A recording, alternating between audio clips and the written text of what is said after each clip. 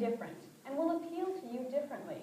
And then how many essays do you think we still need to come up with at this point? You mean like just drafts or five? Drafts. I was a tutor and a mentor in after-school program in inner city Boston while I was in college, and would get on a shuttle bus and head over there and spend time, a couple hours usually, with elementary school age kids, helping them do their homework and kind of teaching skills.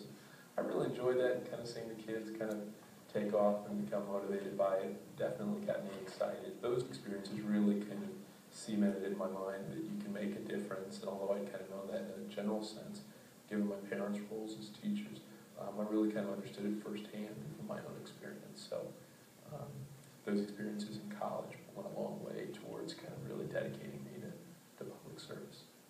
Record the desired knowledge you'd like to use in your work. Now you have one column for content with 3 headings under it: values, skills, and knowledge and interests. Fill in your preferences in each category. Before the next episode, take a look at the occupations you've researched and try to identify the job content. Compare the content of these occupations to the content you've determined you want. Then you're on your way to identifying a career that fits with your desires. Well, it's finding needs that fit you as a person. I don't want to go out and build an oil rig. There are a lot of things I don't want to do, even though somebody's willing to pay for it. So you match it up with what fits you as a person, with what drives you. The more energy and excitement and enthusiasm you have in providing that need, the better you're going to do. Next, consider the conditions you expect in order to do your best work. Your ideal can include the organization itself, your working conditions, and the physical environment and location of your work. Let's look at each of these in more detail. Organizational conditions define the kind of business or organization you want to work for, and can include the organization's size and work culture. Do you want to work for a large corporation? Be self-employed. Work with flexible hours, or work for a socially conscious organization. We both had kind of a for-profit company that hopefully is helping you do well, and also a pretty exciting nonprofit piece. And that's actually been going very well. Many of those kids are kids who, to be fair, couldn't really afford our services, but would benefit just as much. And so that's been a lot of fun. And it's been a lot of fun to kind of see them kind of take advantage of new ideas and new opportunities. I think it's also can be just very encouraging to the whole school setting to see that there are other people outside of the school and outside of the student's family who care. List the qualities of your ideal organization. Working conditions directly affect how you do your work. Think about what you've learned about your personality. Do you prefer to work alone, with strict deadlines, with supervision, or some autonomy? The people that work here are just really down-to-earth, good quality people, and that's really important to me because that's how I want to learn. And I want to learn from people that have had experience or people that haven't. And those people have the energy, and some people have the intelligence too. And combine both, it just makes the whole work environment that much better. Include your ideals here. Think about your preferred physical environment and the location you want to work in. Do you want to work outdoors? Must you have your own desk? What about an office? How about location? Are you willing to commute? Will you relocate? Are you only happy in the city, or do you want to work in a rural setting? Well, wanting to work outdoors is a preference. It's a statement about the kind of work situation that you're going to find most exciting and appealing. There are all kinds of jobs that take place outdoors, so I have to know something else about the person. Do you want to do labor work? Do you want to dig ditches and put in turf and do things like that? Would you like to design gardens? Are you interested in social issues connected with ecology?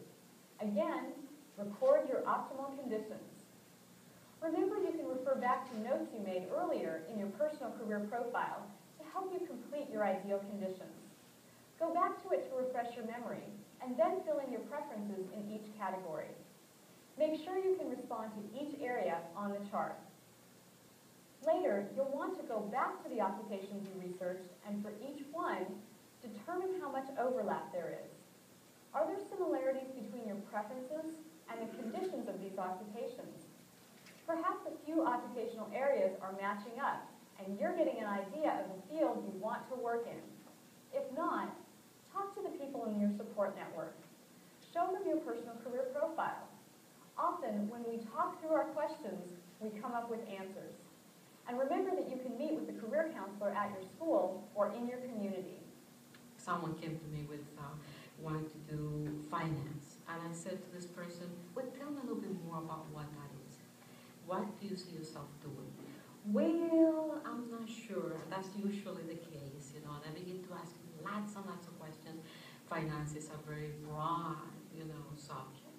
Tell me, within finance, what would you enjoy doing? What is it that you really intend to do with your career? And in fact, that was one way, one entry way in which I was able to assist one student in getting an internship that will help them assess whether this is what they want to do. And it was so exciting because then this woman is doing an internship with a financial planner and she's learning about all the different investment possibilities. And she's very excited. She said, thank you very much because this is what I really wanted to do. Bloomberg and Holden's third C is compensation. Money is important to all of us, but it alone can't make you happy in a position. You can be paid $1 million for a job you hate, and you're still going to hate the job. But you can also be paid too little for work you really like. You may become resentful that you're not being fairly or adequately compensated. Only you can determine what an acceptable income is for you, one that will make you feel valued in your work. To determine your compensation needs, first figure what you need to earn. Use a budget, and you may want to think about savings. This should be your lowest acceptable salary. Next, use this as a baseline to figure out what you want to earn and then what you would love to earn. Record your income needs. Compensation is more than just salary. It not only refers to the wages or salary you receive, but also includes benefits, bonuses, and commissions, as well as perks such as tuition reimbursement or a company car. Under benefits, list those you feel are essential. Health and dental are common. And how about childcare or extra vacations? Rank your benefits in order.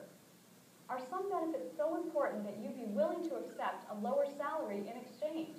People do also want to consider benefits, the other forms of compensation that are not direct pay, because they can compensate for whatever the pay is, such as health benefits, such as retirement pay, even such things as subsidies. A person might be subsidized for further education by the employer. Those things can really make a difference. And in your research, you want to find out what are typical practices, and then you want to ask a specific employer, what do you offer in these categories as a part of the total compensation package? Record your benefit needs and those that would be nice extras to have. Later, you'll want to compare your compensation expectations with the occupations you researched. The American Almanac of Salaries is an excellent resource to learn about average salaries for different occupations. Salaries are arranged by entry level, mid-level, and senior positions. This book is available at most libraries and career centers. And so you can find that out, you know, about what kind of salary this particular occupation pays by doing that research. And also by looking at some, talking to some people again who are doing this type of work to find out the range of salary. And then figure out what is it that you need to earn. Because some people have said to me, you know, what the pay is not as important to me as it is, you know, to get some satisfaction and to do something that I really enjoy to do. So again, it's that you have to look at yourself first and find out what your needs are. Once again, take the time to look at the occupations that you've researched by reading and talking to people. Try to identify the work content, conditions, and compensation of those occupations. Look at descriptions for typical jobs in that industry. You can often find examples in trade and professional association journals and on the internet. For each occupation you researched, write down what you think the content, conditions, and compensation are. Compare this information